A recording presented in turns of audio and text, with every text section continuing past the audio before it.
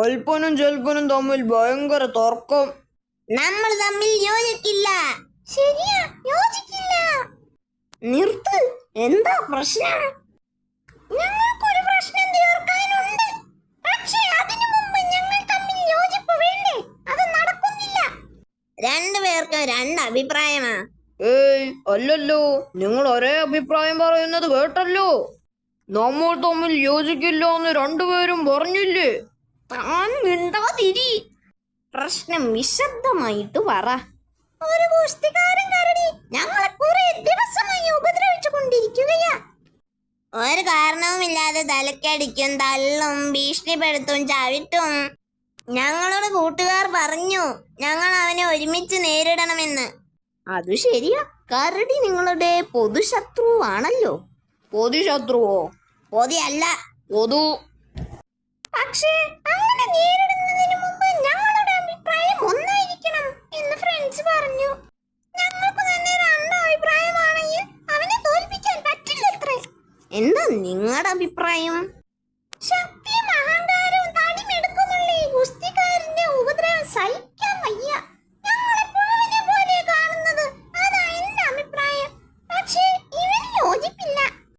അതെന്താ, കരടിക്ക് ശക്തിയില്ലേ? ശക്തിയുണ്ട്, അഹങ്കാരം തടിമെടുക്കുമില്ലേ? അതുകൊണ്ട്.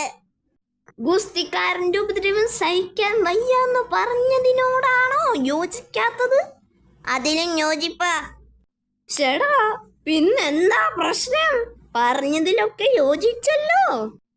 ഇനി നിങ്ങൾ ഒത്തൊരുമിച്ച് അങ്ങോട്ട് ചെന്ന്. അവസാനം ഇവൻ പറഞ്ഞതിനോടാ യോജിപ്പില്ലാത്തത്. ഞങ്ങളെ പുഴുവിനെ പോലെയല്ല, ഉറുമ്പിനെ പോലെ കാണുന്നത് എന്നാ എന്റെ അഭിപ്രായം. ഇനി നമുക്ക് ചുറ്റുമുള്ള കാര്യങ്ങളെ പറ്റി പഠിക്കാം. ഞങ്ങളെ ചുറ്റുമാണോ സാറിന്റെ ചുറ്റുമാണോ? ചുറ്റുമുള്ളത് എന്ന് പറഞ്ഞാൽ പൊതുവെ കാണുന്നത്. ഞാൻ ചില ചോദ്യങ്ങൾ ചോദിക്കാം. വായുവിൽ പറന്നു നടക്കുന്ന ഒരു സാധനത്തിന്റെ പേര് പറയൂ. വായിൽ പറന്നു നടക്കുന്നത് വായിൽ കയറിയ ഈച്ച. വായുവിലല്ല, വായുവിൽ. ഭാരം കുറഞ്ഞ സാധനങ്ങളാ പറന്നു നടക്കുക. തീറ്റ കുറിച്ചാൽ ഭാരം കുറയുമെന്ന് അമ്മ പറഞ്ഞു. ആ കുറയലല്ല. ഉദാഹരണത്തിന് പഞ്ഞു കഷ്ണം പറന്നു നടക്കുന്നത് ഭാരം കുറഞ്ഞത് കൊണ്ടാ. അടുത്ത ചോദ്യം, വെള്ളത്തിൽ പൊങ്ങിക്കിടക്കുന്നത് എന്താണ്? കല്ല്.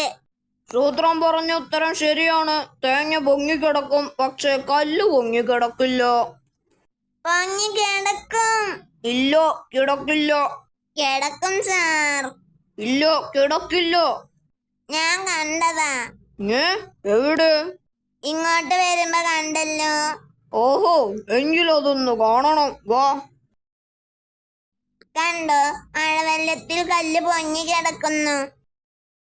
സൂത്ര, ഈ പാറയിൽ എന്തോ എഴുതി വച്ചിരിക്കുന്നു. ഓർത്താലോ പുലിയ?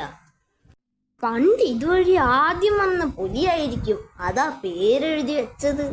ആദ്യം വന്നാൽ പേരെഴുതണോ? ഒരു ഓർമ്മയ്ക്ക് എഴുതുന്നതാടോ. സ്വന്തം പേരല്ലേ, എഴുതിയില്ലെങ്കിലും ഓർമ്മിക്കില്ലേ? ഇവിടെ വന്നതിന്റെ ഓർമ്മയ്ക്ക് എന്നാ പറഞ്ഞത്. ഐഡിയ, നമുക്ക് ഈ പരിപാടി കാട്ടിൽ തുടങ്ങിയാലോ? അതിനാരെങ്കിലും ആദ്യം വരണ്ടേ, എന്നാലല്ലേ പേരെഴുതാൻ പറ്റൂ. അല്ലെന്നേ, എന്തെങ്കിലും നല്ല കാര്യം ചെയ്താൽ ചെയ്തവരുടെ പേര് നമുക്ക് എഴുതി വെച്ച് കൊടുക്കാം. അവർക്കൊരു സന്തോഷമാകും, നമ്മൾ ഫേമസുമാകും. അതെങ്ങനെ?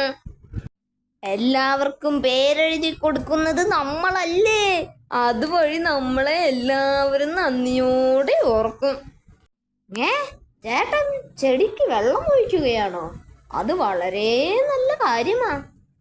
നല്ല കാര്യം ചെയ്തതിന് ഈ കല്ലിൽ ചേട്ടന്റെ പേരെഴുതി വെക്കാം. താൻ കുറെ കാലമായി മരം കുലുക്കി പഴം വീഴ്ത്തുന്നതല്ലേ, അത് നല്ല കാര്യമാ. മരത്തിൽ തന്റെ പേര് എഴുതാം. വെള്ളം കലക്കാതെ നീന്തുന്നതിന് ചേട്ടന്റെ പേര് ഈ കല്ലിൽ എഴുതി വെച്ചു തരാം. സംഗതി ഉഷാർ. എല്ലാവർക്കും നമ്മളോട് അടുപ്പം തോന്നുന്നുണ്ട്. അയ്യോ, പ്രധാനപ്പെട്ട ഒരാളെ മറന്നു. കടിയൻ. വാ, അങ്ങോട്ട് വിടാം. പറ്റിയ സമയം ഗുഹ വൃത്തിയാക്കുകയാ. ചേട്ടാ, ഗുഹ വൃത്തിയാക്കി സൂക്ഷിക്കുന്നത് നല്ല കാര്യമാ. ആ നല്ല കാര്യത്തിന് പകരം ചേട്ടന്റെ പേര് എഴുതി വെക്കാം. പുതിയ പരിപാടിയാ. തന്റെ ഒരു പരിപാടി ഇടൂ. ഏതോ വികൃതി പിള്ളേര് എന്റെ പേര് ഗുഹയിൽ എഴുതി വെച്ചതിനാ ഞാൻ ഈ പണി മുഴുവൻ എടുത്തത്. മനസ്സിലായോ?